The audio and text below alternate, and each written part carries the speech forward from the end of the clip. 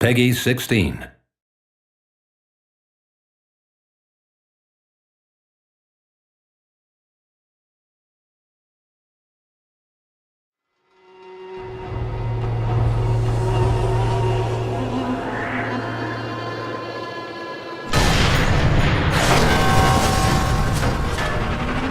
The vehicles in Sniper Elite 3 now have the X-ray kill cam as part of their functionality, so that just like when you shoot a person you see an X-ray of their skeleton, this time when you shoot a truck or a tank you actually see an X-ray showing the engine with all the pistons moving, which is pretty fantastic.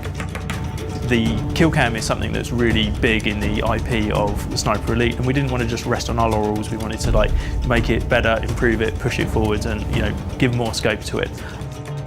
Yeah, look out for some X-ray kill cams on the engines.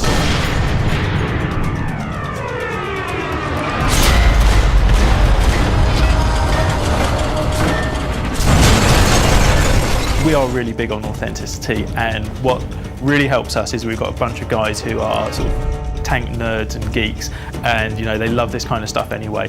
When we were looking at putting more vehicles in the game, we got ourselves down to the Bovington Tank Museum, and getting a personal tour from the museum's curator is amazing.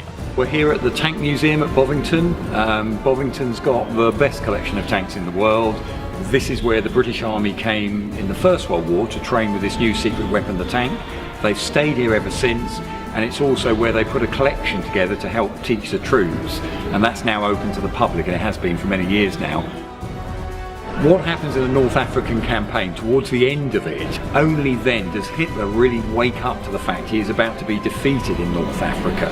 And at the very last moment he starts reinforcing the German armies there with the latest equipment and more men.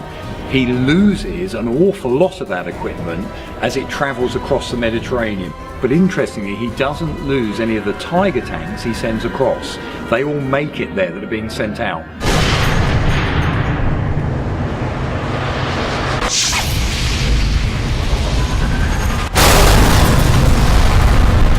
The vehicle takedowns have added a really nice fresh new element to the gameplay in Sniper Elite 3. We recently demoed the game at PAX East in the US and a few shows in the UK. Gamers got to go hands-on with Hellfire past the third level, and at the end of the level they come face to face with a Tiger tank for the first time. What we found was that players had many different approaches to taking down the tank. Some would use dynamite and mines to immobilize it and make it an easier target. Others used the binoculars to tag vulnerable parts and take it down piece by piece from a distance, all the while staying in cover and staying stealthy. The bravest snipers went for one of the hardest shots in the game, which is through the vision slit on the tank. It's brave because if you get that wrong, the tank will quickly find you and you're not going to last long.